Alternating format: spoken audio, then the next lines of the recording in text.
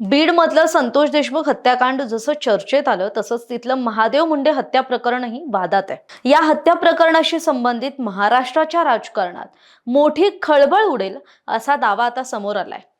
ते म्हणजे मागच्या वर्षभरापासून गाजत असलेल्या महादेव मुंडे प्रकरणातल्या संशयित आरोपींची काही दिवसांपूर्वीच नार्को टेस्ट आणि ब्रेन मॅपिंग करण्यात आली होती। यातील संशयित आरोपींनी नार्को टेस्ट दरम्यान धनंजय मुंडेंचं नाव घेतल्याचा दावा राष्ट्रवादी काँग्रेस शरदचंद्र पवार पक्षाचे नेते राजाभाऊ फड यांनी केलाय। नार्को टेस्टचा रिपोर्ट पोलीस जाणीवपूर्वक दडवून ठेवत असल्याचं सुद्धा त्यांचं म्हणणं आहे। गुरुवारी घेतलेल्या पत्रकार परिषदेत राजाभाऊ फड यांनी आरोप करताना म्हटलंय की महादेव मुंडे यांचा खून हा धनंजय मुंडेंच्या सांगण्यावरूनच झाला अशी माहिती मिळाली आहे।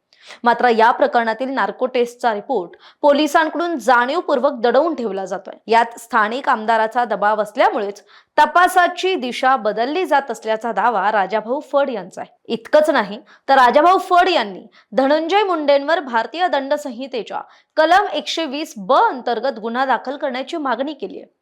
शिवाय महादेव मुंडे हत्या प्रकरणाचा तपास योग्य वेळी झाला असता तर पुढे बापू आंधळे, संतोष देशमुख यांच्या हत्या टळल्या असता असं सुद्धा वक्तव्य केलंय।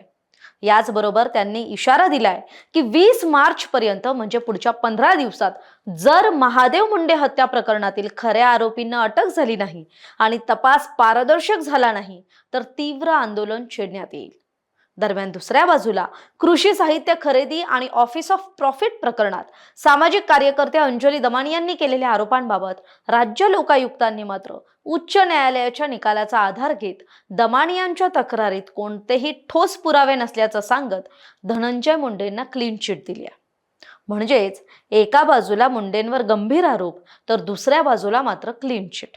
तरी आता फड यांनी केलेल्या या गंभीर आरोपांमुळे राज्याच्या राजकारणात खळबळ उडाली आहे हे नक्की।